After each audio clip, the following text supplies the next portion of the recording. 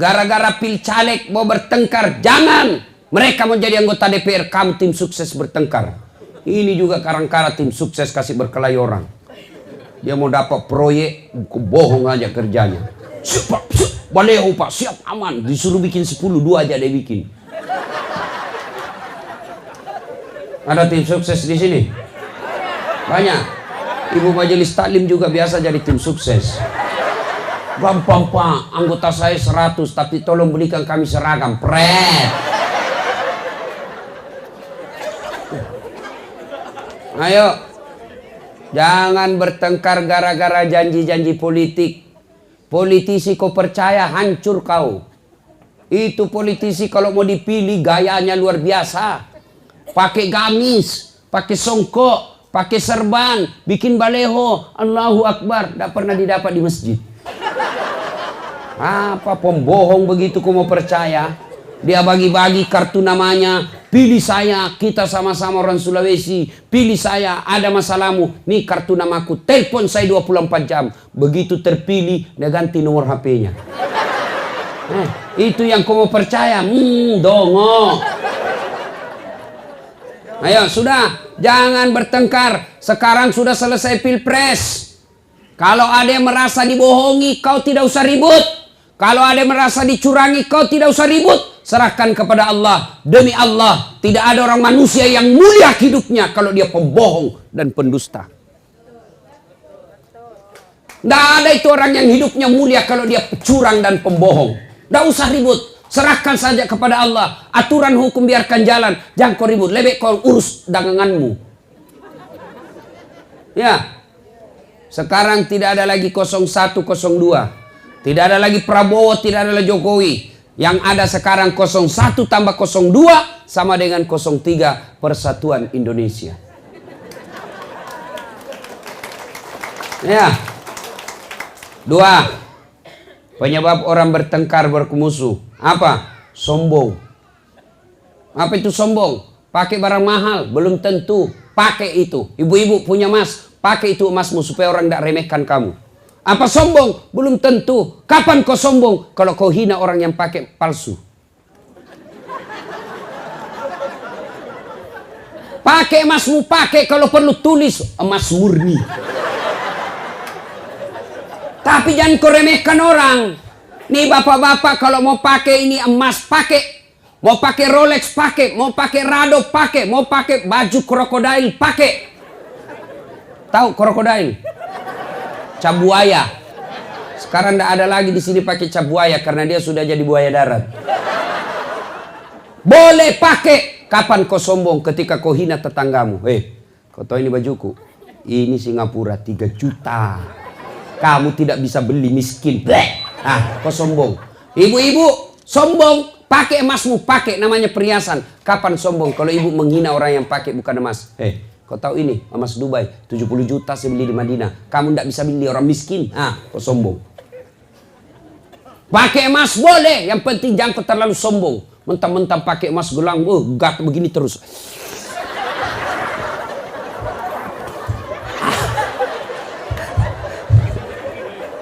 Ayo. Lalu apa yang menyebabkan orang sombong? 1. Sebab orang sombong itu biasanya bertambahnya ilmu, kata Nabi. Ya, di sini bisa jadi sombong anak sarjana yang tinggi sekolahnya, pulang kampung sombong, dia lihat tetangganya ndak ada sekolahnya, dia sombong gara-gara ilmu. Jangan. Ada juga orang sombong gara-gara ustadz, banyak ilmunya, sombong. Adakah ustadz yang sombong? Banyak. Mana ustadz yang sombong? Yang baru belajar agama 6 bulan, itu pun melalui YouTube, semua salah.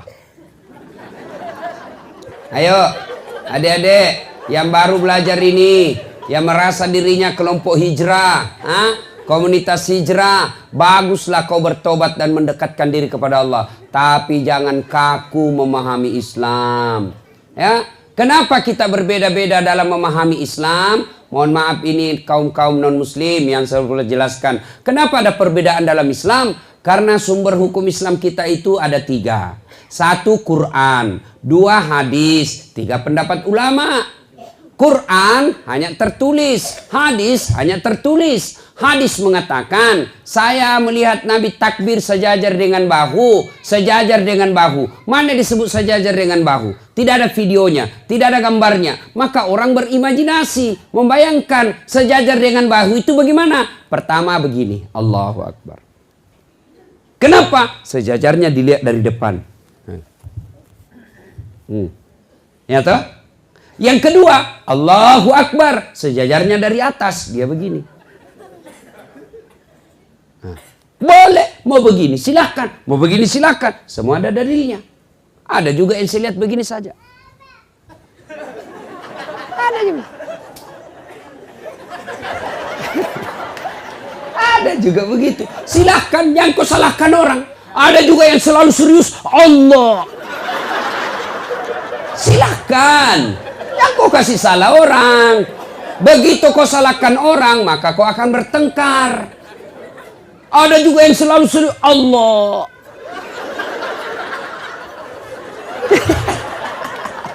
Silakan, jangan salahkan orang, ya.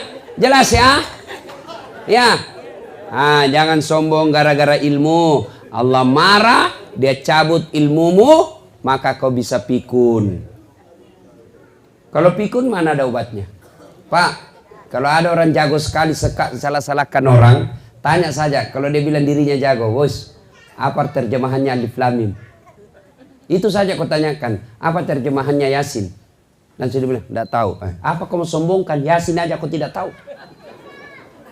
Ya, jangan sombong gara-gara ilmu. Marah Allah deh, kasih pikun. Ada orang pak, banyak sekali gelarnya, banyak betul gelarnya. Begitu dia mau pensiun, mulai pikun. Diprotes sama istrinya, Pak, biasanya kalau kau mau mengajar, kau cium-cium jidatku. Ini sudah hampir 2 minggu, tidak pernah lagi kau cium saya. Dalam hati suaminya, astagfirullah, berarti siapa kau cium selama ini? Ternyata pembantunya dicium.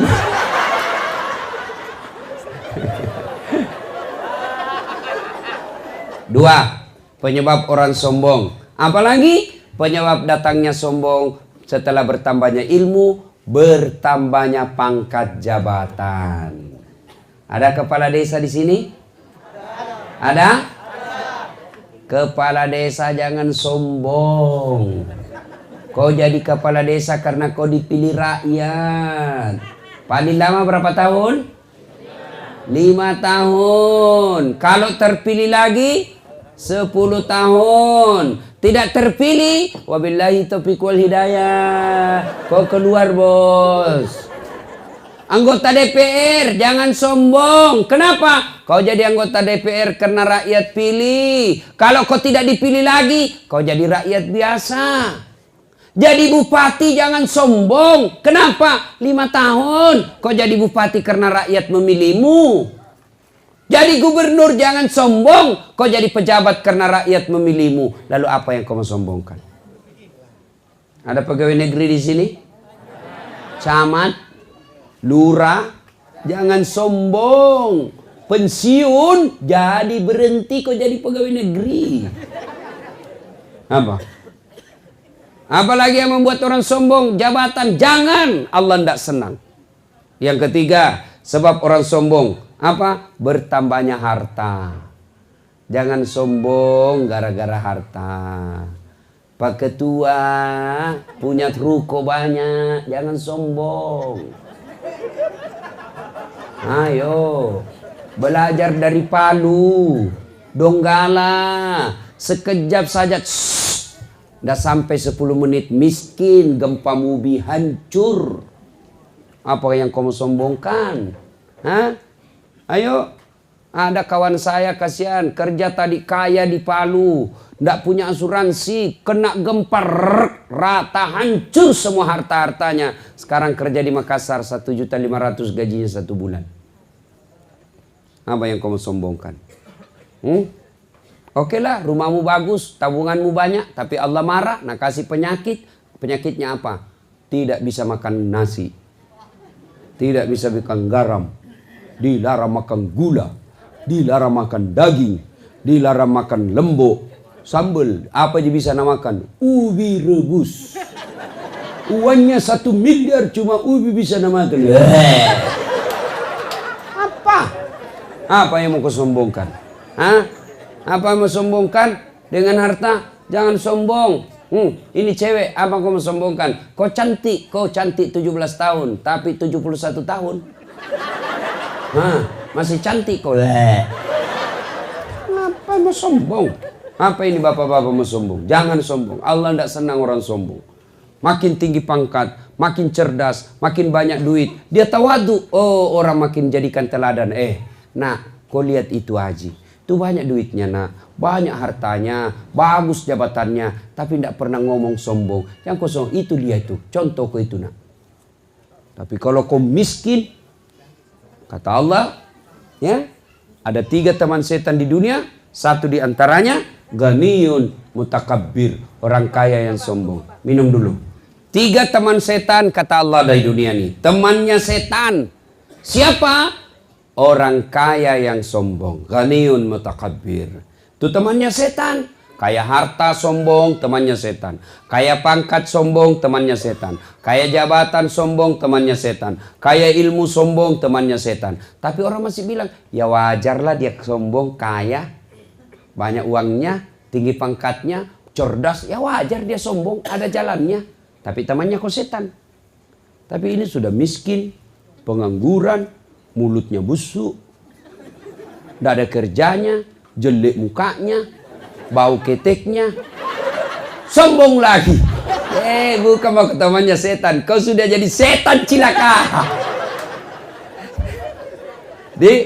Nah, puncak kesombongan kata Allah, mereka yang enggan sujud. Puncak kesombongan, mereka yang tidak mau sholat. Ini saya lihat ini ibu-ibu banyak yang malas sholat. Muka-mukanya saya lihat ini. Kapan ibu-ibu banyak tidak sholat? Selesai haid. Dia bilang suaminya, biasanya kau cuma 5 hari haid. Ini kau sudah 7 hari belum sholat. Orang belum bersih. Dia bilang suaminya, kau bohong toh? Apa bohong? Saya kasih lihat kau. Apa kamu kasih lihat? Ketawa baru dirinya nak kena ini semua ini. Ini. Apalagi perempuan banyak ndak sholat. Kalau ada pengantin, gara-gara make up, mukanya dikira tembok, coklat, biru, abu-abu, keren.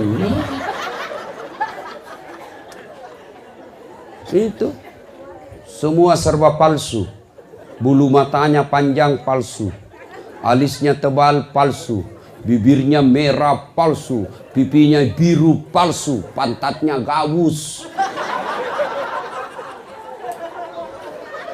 Semua palsu. Apalagi ibu-ibu banyak dah sholat gara-gara pesta. Apa? Nih, jilbab. Jilbab sakaratil maut. 3 lapis, ada kuning, ada biru, abu-abu. Nah, kasih miring lagi sedikit di sini. Tuh ada yang miring-miring toh. Yang miring-miring barangkali miring otaknya. Ya. 14 pentulnya. Ada kayak pohon di belakangnya. Udah ikatlah di lehernya. Akhirnya dia bisa goyang lehernya begini. Dia pakai lagi roknya sempit. Dia bilang soalnya buru-buru kok. Ya, tunggu dulu Pak. Beleng-beleng. Dia bilang semuanya, pi kau sholat. Kau tiap tahun pi umrah, pi sholat. Apa dia bilang istrinya? Sadar kok Pak. Sadar, saya suruh kau sholat. Pi kau sholat. Dia bilang, kau tidak lihat ini jilbabku. Gara-gara sholat jilbab tidak sholat. Ini semua ini. Ya. Kalau bapak-bapak tidak sholat kapan? Kalau dia pergi melaut. Apa dilarang sholat di tengah laut? Tidak ada. Apa dibenarkan boleh tidak sholat ketika melaut? Harus tetap sholat. Gimana kita mau sholat Ustaz? Kita tidak lihat apa? Kita tidak tahu arah kiblat Ustaz. Kita di tengah laut. Kau lihat matahari di mana terbenam? Kalau di sana terbenam ya sudah kau menghadap ke sana. Berdiri. Kalau kau perahu kecil duduk saja. Kalau mampu kau berdiri, berdiri. Sudah itu kau harap sana. Tiba-tiba perahu goyang. Kau tidak usah goyang-goyang juga.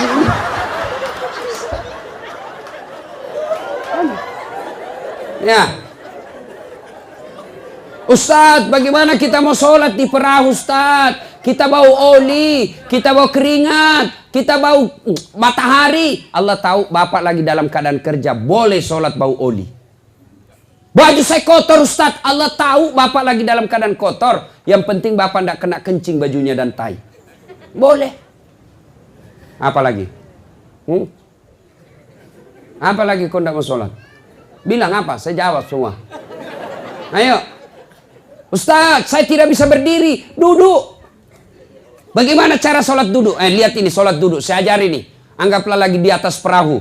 Atau di atas kapal. Atau di atas mobil. Sholat duduk. Begini caranya. Takbir. Allahu Akbar. Ruku. Kepala saja goyang. Allahu Akbar.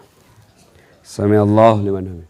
Sujud bukan cuma kepala goyang. Badan ikut ditundukkan. Allahu Akbar.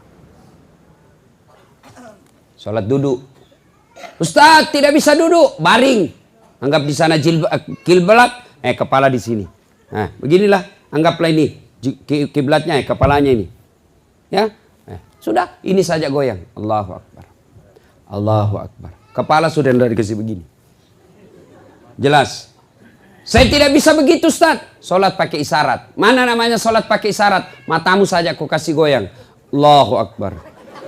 Sami Allahu liman hamid. Allahu Akbar. Boleh. Memang sudah begitu caranya. Mata pun sudah tidak bisa bergerak, Ustaz. Sholat dalam hati. Sholat dalam hati. Mana caranya sholat dalam hati? Semua bacaan sholat kau baca dalam hati. Tutup matamu, pejamkan. Tangan tidak bisa bergerak lagi. Mata pun, bibir pun tidak bergerak. Tinggal dalam hati. Bayangkan lagi ruku, baca doa ruku. Bayangkan lagi sujud, baca doa sujud. Sudah. Namanya sholat dalam hati. Tidak bisa juga itu, Ustaz. Gampang. Ambil kain putih, bungkus, bawa dikubur. Apa lagi? Jangan ketawa, saya serius ini. Demi Allah, saudaraku, tidak ada keselamatan kalian dapat kalau kalian tidak sholat. Tidak ada gunanya kau puasa. Itu kalau kau baik sifatmu, lalu kau tidak sholat, tidak ada gunanya itu baik sifatmu. Kan biasa orang bilang, tidak penting sholat. Tidak penting, yang penting hatimu dong. Biar kau sholat kalau hatimu busuk, tidak ada guna. Yang penting hatimu bersih. Tiba-tiba anak muda berdiri dan bilang, setuju saya sama ini Bapak. Betul, karena dia juga tidak sholat. Kalau ada yang bilang yang penting hatimu baik, tanya siapa nabinya. Nabi Muhammad paling baik hatinya. Nabi Muhammad paling luruh akhlaknya. Nabi Muhammad paling baik tutur katanya. Tapi beliau tetap sholat beribadah kepada Allah. Apa alasannya? Bagi mereka yang tidak sholat, di akhirat kelak Allah sampaikan, dah saat ini puasamu 30 tahun, ini hajimu 2 kali, ini sedekahmu, ini pembangunan masjidmu. Mana kuncimu? Mana kuncimu? Apa kuncinya? Sholat 5 waktu. Tidak ada sholatmu, kau tidak bisa nikmati ini harta. Kau tidak bisa nikmati ini semua amal-amalmu. Kenapa? Tidak ada kuncimu. Maka demi Allah, mereka yang muslim merasa dirinya muslim, tapi tidak sholat, kalian kafir di hadapan Allah. Bahkan Nabi jelaskan, batas antara kekafiran dan tidak kafirmu adalah sholat. Ketika kau tidak sholat, kau kafir di hadapan Allah. Tidak ada agamamu mereka yang tidak sholat. Kristen jelas agamanya, Hindu jelas agamanya, Buddha jelas agamanya, Yahudi jelas agamanya. Islam tidak sholat, tidak jelas agamamu, kata Nabi. Maka kalau kau tidak sholat, tidak ada gunamu, meskipun kau puasa tiap tahun. Ini intinya ceramahku. Tidak ada gunanya kau semua baik sifatmu sama orang kalau kau tidak sholat. Apa susahnya sholat? Bilang, apa susahnya sholat? Kau dalam keadaan bersafir, jalan kau dari sini ke Tarantuka, 800 km, boleh kau sholat di atas mobil. Boleh sholat dalam mobil. Di atas perahu, kau sholat di atas perahu. Saya tidak bisa wudhu, tayamum. Tidak ada susahnya itu sholat. Tidak ada. Kalau bapak tidak puasa, 3 tahun berturut-turut, taubat besok. 3 tahun puasamu yang lepas, kau bayar setelah kau taubat, tidak ada dosamu. Tapi kalau bapak tidak sholat tadi subuh, bagaimana caramu bayar? Bagaimana caramu bayar yang tidak sholat subuh tadi? Tidak ada cara balasnya kecuali kau tinggal suksaan neraka. Tidak bisa kau bayar sholatmu kalau sudah lepas. Gimana caranya? Saya sholat subuh Ustaz. Kapan kau mau sholat subuh? Besok Ustaz. Ya besok saya buntu besok. Saya sholat 2 kali. Lebih salah lagi. Makanya ketika kau tidak sholat, tidak ada nilaimu di hadapan Allah. Saya merantau Ustaz. Sudah 30 tahun merantau dari Bima. Sampai sini tidak bisa hidup sukses. Sholatmu yang bermasalah. Saya sholat Ustaz. Betul kau sholat tapi kau tidak ikhlas. Hayya 'alas shalah. Asar lagi. Barusan duhur. Kau tidak ikhlas. Saya sholat Ustaz. Betul kau sholat tapi tidak semangat. Rasanya tidak ketemu Tuhan. Tidak senang ketemu Allah. Allahu Akbar. Bismillahirrahmanirrahim. Maliki yaumiddin.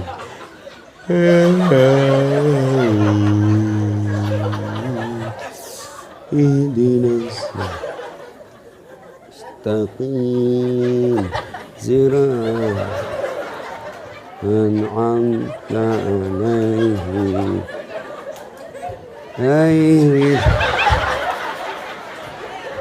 Siapa ajar kau sholat begitu cilaka? Allahu Akbar, kayak ditiup angin. Ada ya, Allahu Akbar. Pantas 20 tahun kau merantau cari nafkah, tidak bisa baik hidupmu. Kenapa sholatmu bermasalah? Mana ada orang baik hidupnya kalau sengsara? Mana ada orang sengsara hidupnya kalau baik sholatnya? Percaya Pak, kalau baik sholat, kecil punya ruko, kecil punya mobil, kecil jadi sarjana anakmu, kecil semua itu, kecil jadi anggota DPR. Allah cuma minta perbaiki sholatmu. Ya, Ibu,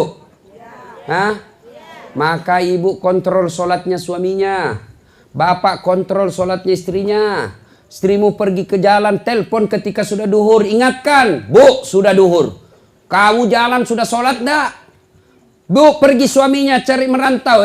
Pak, kau di mana sekarang? Saya di warung kopi. Ini sudah duhur, sudah mau hampir habis asar. Kau sudah sholat dah? Itu namanya suami istri yang saling mengingatkan. Sudah sholat? Belum. Telepon lagi 5 menit yang akan datang. Kau sholat? Telepon lagi 10 menit yang akan datang. Nanti kau berhenti telepon kalau dia bilang, saya sudah sholat. Baru itu yang bagus. Ibu ndak usah cemas kalau anakmu pengangguran. Bapak ndak usah cemas kalau anaknya tidak punya kerja. Tapi cemaslah dan malu ketika anakmu sudah sarjana tidak tahu sholat. Malu kalau tidak tahu bahasa Inggris. Tidak malu kalau anaknya tidak sholat. Ya? Paham? Nah, yuk Bapak saudara-saudara sekalian. Nah, berikutnya. Apalagi yang menyebabkan orang putus persaudaraan? Tadi kepentingan kekuasaan. Yang kedua kesombongan. Yang ketiga apa? Sangka buruk. Ditelepon tidak dijawab. Mentang-mentang. Mulai sangka buruk. Ibu telepon suaminya tidak dijawab. Sangka baik. Oh, suamiku lagi sholat duha. Tenang. Telepon lagi jam 9. Tidak dijawab. Oh, barangkali suamiku lagi ngaji. Tenang perasaanmu. Jangan telepon. Pasti ada lagi ceweknya situ. Kau tidak bakal tenang itu. Demi Allah, tidak ada orang tenang kalau sangka buruk terus di otaknya. Tiba-tiba dapat WhatsApp. Saya lihat suamimu bonceng cewek cantiknya. Oh, berarti suamiku lagi ngojek. Enak perasaan. Ya, sangka baik. Jangan kau jadikan suamimu tahanan kota. Wajib lapor 24 jam.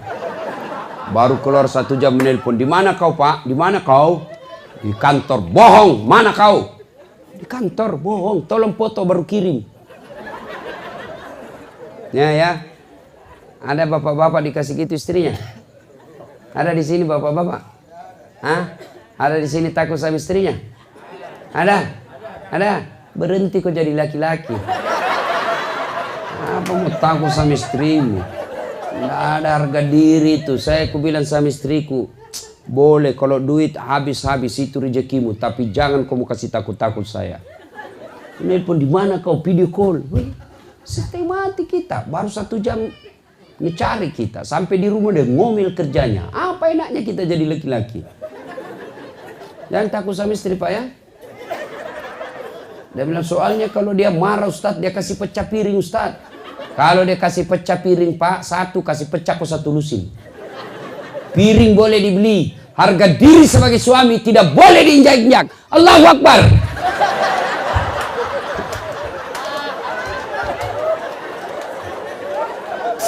Yuk, ada bilang Ustadz, berarti Ustadz tidak takut sama istrinya.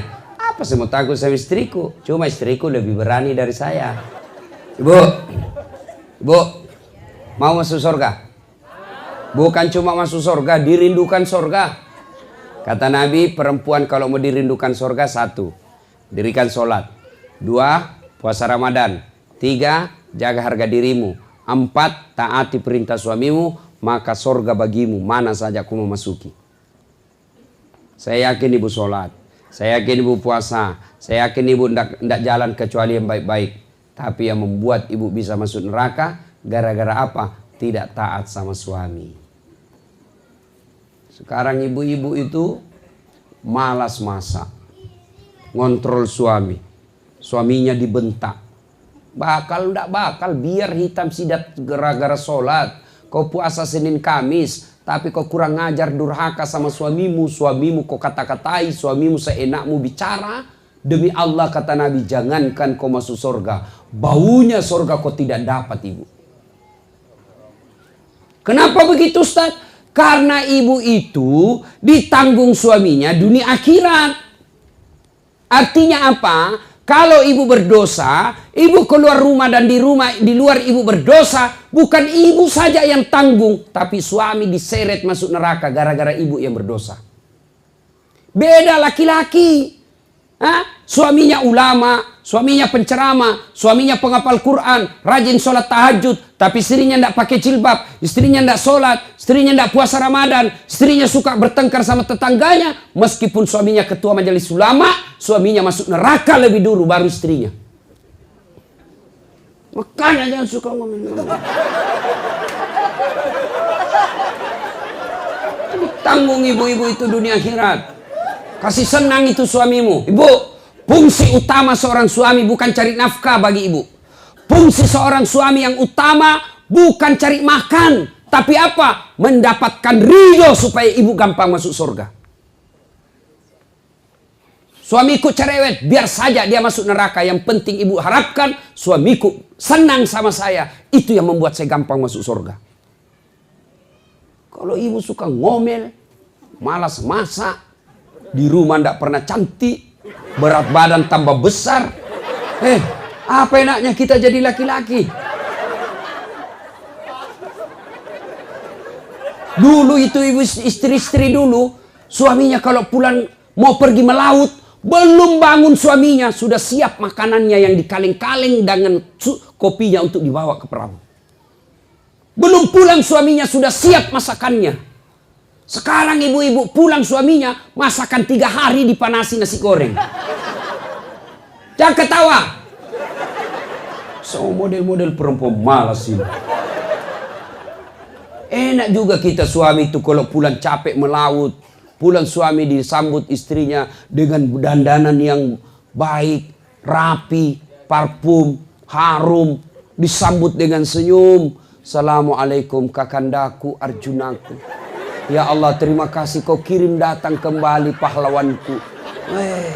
Mau pergi suaminya melaut, dia sambut, dia lepas dengan lagu.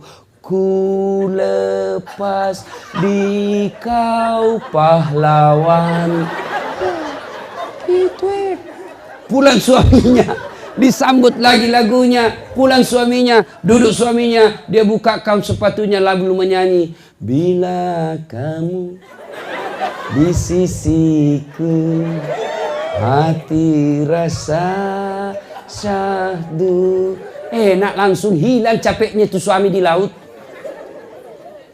Masuk lagi suaminya, dilihat rumahnya berantakan. Begitu suaminya mau marah, dilihat suaminya mau marah, langsung lagi menyanyi istrinya.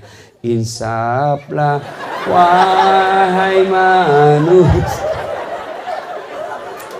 Enak kan perasaan jadi suami. Tapi itu dulu. Ibu-ibu dulu itu begitu lagunya. Sekarang lagunya ibu-ibu sekarang modern apa? Yo ayo. Yo ayo yo. Lebih parah lagi itu ibu. Ini ibu-ibu majelis taklim lebih hancur. Senam di lapangan. 17 Agustus nyanyi di lapangan. Gabung sama laki-laki. Apa perempuan dilarang olahraga? Harus kau olahraga supaya tetap kau cantik dan sehat. Yang dilarang kalau olahraga campur-campur laki. Bayangkan kalau ibu di depan. Celananya ketat. Baru ibu-ibu. 1, 2. Lakinya orang di belakang. 3. Apa dia pikir? Majelis taklim kok begitu? Ada lagi yang lebih parah. Ulang tahun pesta rakyat. Ini nih, sebentar lagi kita ulang tahun pesta rakyat 17 Agustus. Bikin panggung besar, nyanyi bareng-bareng, laki perempuan campur-campur. Goyang ke kiri nah. Kanan. Apa ini? Orang gila itu begitu. Jangan ikut-ikut majelis taklim begitu. Majelis taklim pakai jilbab besar, ikut pengajian, tapi masih suka nyanyi begini. Allah tidak senang sama kalian kalau begitu. Boleh nyanyi, boleh, tapi jangan gabung-gabung dengan laki-laki. Lagu gelah yang bagus-bagus, yang ada nasihatnya.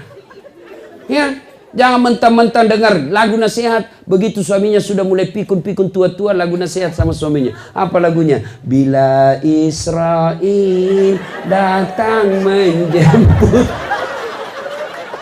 Stres suaminya. Dah ya.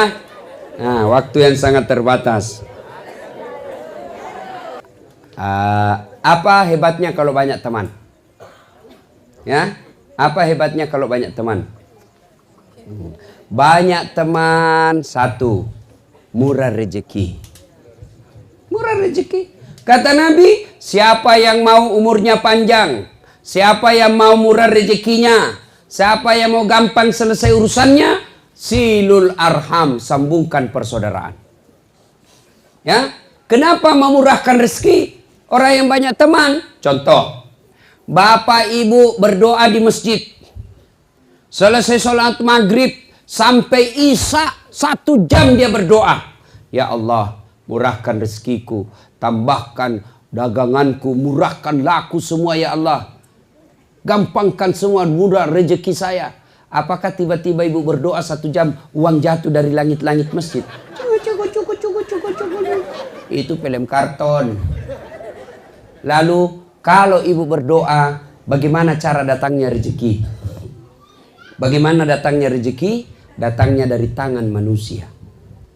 Maka kalau mau banyak rezeki, banyaklah temanmu supaya banyak tangan yang datang bawakan kau rezeki. Saya tidak banyak uangku, tapi banyak temanku. Di Makassar hampir tidak pernah laku duit saya, Pak. Di mana-mana saya pasti ada yang bayarkan. Saya ke warkop, begitu saya mau bayar, tapi Ustaz, sudah ada yang bayar. Saya pergi ke pasar lelang, pasar lelong Makassar.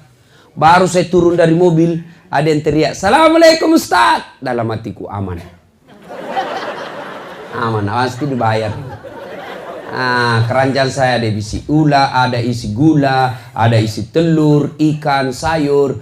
Berapa Ji? Nggak usah Pak Ustadz. Nggak enak Pak. Nggak usah Pak Ustadz. Dalam hatiku, memang itu yang kutunggu. Banyak teman, banyak rezeki. Iya kan? Coba lihat orang yang banyak temannya. Selalu itu. Berapa? Sebenarnya sama tetangga ini 10.000 Pak. Tapi sudahlah Bapak bayar modal saja 9.000. Tuh, banyak mudah, banyak rezeki. Yang kedua, banyak teman, gampang selesai urusan.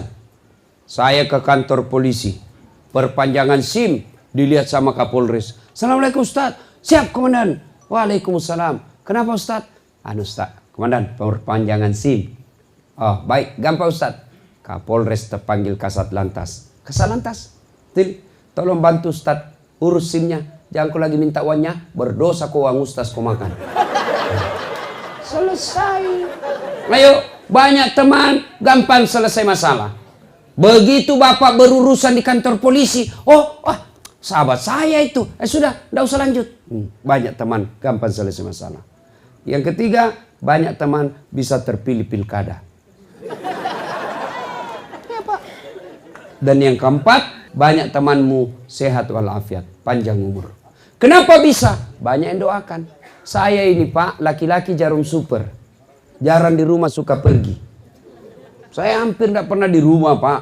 Lebih banyak di luar, saya tua di jalan. Coba. Orang biasa bilang, kok kuat begitu Ustaz? Ini kameramen saya saja biasa boleh. Capek, sakit, badan saya sehat. Allah, apa resepnya? Banyak yang doakan saya.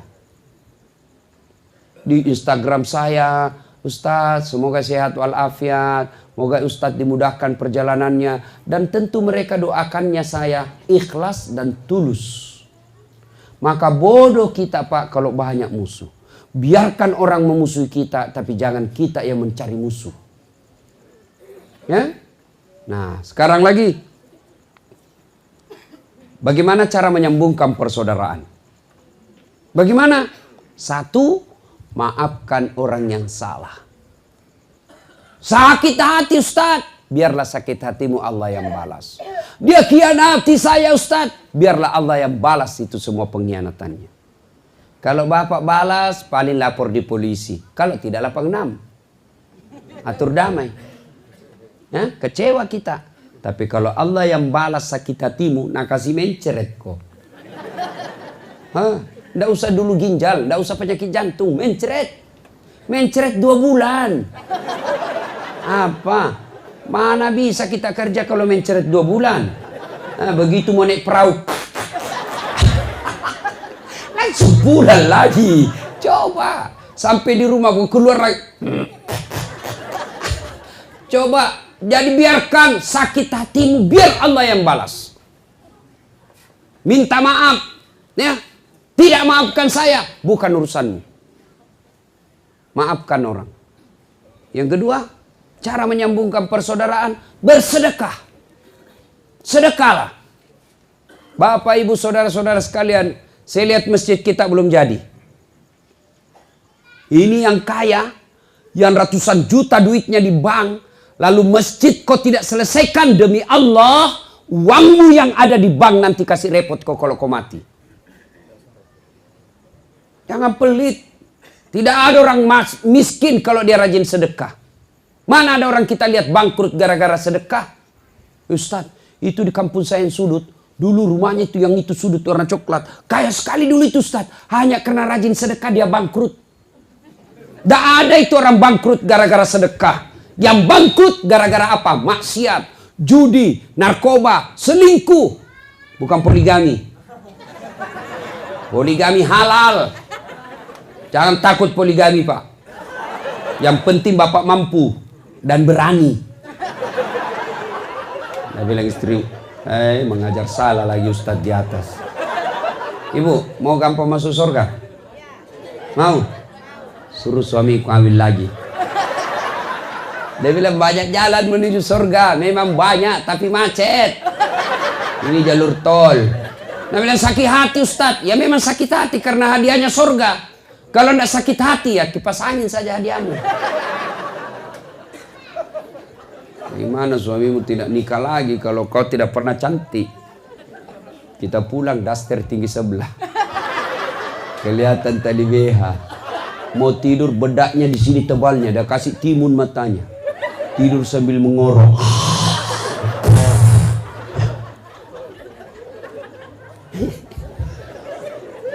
Ayo sedekah. Ibu-ibu, mau panjang umur, sehat walafiat, sedekah. Ya, sedekah. Tuh masjid kita hampir tuntas. Bantu masjid kita Pak. Ustadz, saya tidak punya duit, tapi saya camat, bantu jabatanmu. Gimana caranya? Kau bikin edaran, bantu masjid. Kau datang ke masyarakat orang kaya, sebagai camat, anjurkan mereka. Ayo, bantu masjid kita, supaya cepat diresmikan. Karena biasa kalau camat yang anjurkan beda dengan kalau biasa orang rakyat biasa yang anjurkan. Saya bukan camat Ustadz, tapi saya orang kaya, bantu masjid dengan kayaanmu. Saya sumbang semen, saya sumbang tegelnya, saya perbaiki mic-nya. Sumbang itu semua. Itulah kekayaanmu yang kau miliki, yang telah kau sumbangkan. Harta yang ada di rumahmu, belum tentu kau punya. Mati mendadak, anakmu yang punya. Kalau anakmu baik, kalau anakmu anak salah. Nah, pakai narkoba, setengah mati kau kumpul uangmu. Ternyata dia pakai maksiat setelah kau sudah dikubur. Bu ibu, jangan biarkan suamimu sedekah sendiri. Bantu suamimu untuk sedekah. Enaknya itu kalau kita mau sedekah langsung istri bilang, Pak, berapa sedekah ke masjid? 300 ibu, tambahlah jadi 500. 200-nya untuk saya. Ini sedekah. Iya, karena itu ibu, sedekah itu nafsu-nafsi. Kalau suamimu bersedekah tidak pengetahuan ibu tidak dapat pahalanya. Makanya bilang, ibu, bapak 300, saya 200. Yang 200 ini untuk amal saya di akhirat nanti. Kalau ibu tidak sedekah, suami nanti masuk surga, ibu masuk neraka. Ada memang itu orang pelit sekali, ibu-ibu. Mau lihat pelitnya ibu? Kalau dia ke pasar, beda 1000 tuh dia kelilingi semua pasar.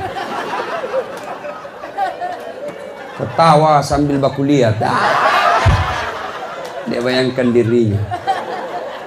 Kalau penjual sayur dia tawar setengah mati. Padahal kalau masuk ke mall tidak pernah ditawar. Berapa sayurmu? 1000. Mahal betul. 900 ya?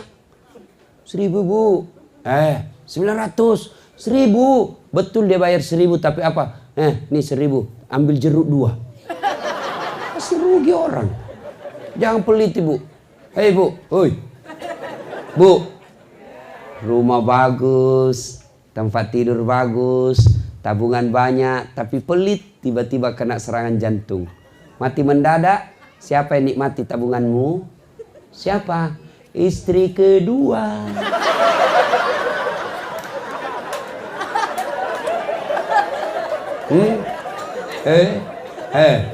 Kau sudah dikubur, disiksa sama malaikat karena kau terlalu pelit. Istrimu, suamimu enreyen dengan istri barunya. Hancur kau. Maka jangan terlalu pelit. Ya, sedekahlah ibu. Demi Allah. Saya tidak bisa sedekah 1 juta. Sedekahlah dengan seadanya. Saya tidak bisa sedekah dengan uang Ustaz, saya orang miskin. Sedekah kau dengan tenagamu. Bangun itu masjid, kau datang angkat-angkat semen. Saya tidak camat, saya tidak orang kaya, saya tidak punya tenaga. Sedekah dengan ilmumu, pakai otakmu kalau sebagai mahasiswa. Saya juga tidak punya otak Ustaz, sedekahlah dengan cara apa? Diam. Jangan banyak bicara. Ada juga tidak pernah datang di masjid, tidak pernah nyumbang, tidak pernah gotong royong. Diam saja kau pelit. Ya, sedekah. Bantu tetangga. Demi Allah, tidak ada orang bangkrut gara-gara sedekah. Ustaz, kenapa saya miskin? Susah pergi umroh. Karena kau pelit. Selalu berpikir kalau saya belanja ini nanti apa besok, nanti besok apa. Jangan putus asa. Allah punya rezeki. Allah yang ngatur itu rezeki manusia. Kenapa kita miskin? Karena selalu nolak sedekah. Kalau saya sedekah ini, apa saya makan besok? Kalau saya bantu ini, apa saya lusa? Allah marah kalau kau tidak percaya. Rezekimu lusa ada yang Allah yang ngatur. Keluarkan hari ini. Soal besok Allah yang tahu punya urusan. Maka ibu jangan pelit. Jangan kau takut bersedekah. Tidak ada orang miskin gara-gara sedekah. Maka bersedekahlah supaya Allah ganti lebih banyak dari itu. Kenapa kita tidak bisa lepas dari kontrakan? Karena ibu pelit. Bawa ke masjid sedekah dengan niat. Ya Allah, sedekahku ini agar rezekiku lebih banyak. Coba lakukan itu. Percaya mulai besok. Telepon saya Ustadz pembohong kalau rezekimu tidak nambah. Yang penting kau sedekah. Tapi kalau tidak mau keluar, Allah berpikir ini tidak yakin sekali saya kaya. Sudah kasih miskin aja itu orang. Ana inda sonni abdi bi. Saya tergantung sangkanya hambaku. Kalau dia sangka kaya, saya kasih kaya. Kalau dia sangka miskin, miskin kalian. Nah ibu bapak saudara-saudara sekalian. Berikutnya yang ketiga, cara menyambungkan persaudaraan. Berbuat baik kepada orang jahat. Berbuat baik, mukhlisin namanya. Bapak disakiti, jangan dendam, jangan balas. Tapi balas dengan apa? Doakan mudah-mudahan dia dapat hidayah. Masih ingat kisahnya? Rasulullah di Taif. Dilempari satu kampung. Sampai robek bibir beliau. Datang malaikat Jibril menawarkan bantuan. Ya Muhammad, sudah keterlaluan ini orang Taif. Kau berdoa kepada Allah. Saya diperintah Allah, kau berdoa saja. Saya hancurkan mereka satu kampung. Apa kata Nabi? Ya Jibril, jangan. Mereka melempari saya karena mereka tidak tahu saya membawa manfaat buat kalian. Kalau Allah ingin mendengarkan doaku, maka saya berdoa, ya Allah, berikan mereka hidayah, mereka petunjuk supaya mereka beriman kepada aku. Diberi hidayah. Begitu memaafkan orang yang salah. Bapak, ibu, saudara-saudara sekalian, ini yang disebut innallaha yuhibbul mukhlisin. Allah mencintai orang yang memaafkan sesamanya muslim. Bukan cuma saja memaafkan, tapi dia juga berbuat baik kepada orang yang menyakitinya. Itu yang disebut mukhlisin. Ini gampang diucapkan tapi sangat sulit diamalkan. Karena hadiahnya surga. Yang keempat, cara menyambungkan persaudaraan. Datangi kawan kita. Tidak sekedar hanya kita bikin WhatsApp, foto, baru kita kirimkan, selamat hari raya Idul Fitri, mohon maaf lahir dan batin, saya sadar banyak sekali dosaku kepadamu, maaf ya. Caranya apa? Jabat tangannya, pandang matanya, senyum, selawat kepada Nabi yang keempat, lalu yang paling penting sebut judulnya dosa. Pak Ustadz, maafkan saya. Kenapa dek? Pernah hilang sandalnya? Iya woi, saya sayang betul itu sandalku. Nggak tahu siapa yang curi. Saya minta maaf Ustaz, saya ngambil. Dikasih kembali dulu sandalku. Selama tidak dikasih kembali, selama itu maafnya tidak diampuni. Bapak ibu yang bertetangga, kalau mau berhalal bihalal, mau saling memaafkan, bapak pernah serobot tanahnya orang, kasih kembali tanahnya baru sah maafnya. Bapak-bapak minta maaf sama istri nanti harus sebut judulnya. Jadi kalau suaminya nanti minta maaf, suruh sebut apa judulnya. Maafkan saya bu, apa judulnya? Tidak usah, nanti kau ngamuk lagi. Maafkan saya, apa? Janji tidak marah ya? Janji dong, saya tidak mau marah. Maafkan saya bu, dulu saya waktu tugas ke Sulawesi, saya silap ibu. Saya selingkuh. Dia bilang istrinya, saya maafkan pak. Begitulah manusia biasa. Saya ikhlas memaafkan bapak. Karena waktu bapak juga tugas ke Sulawesi, saya juga selingkuh.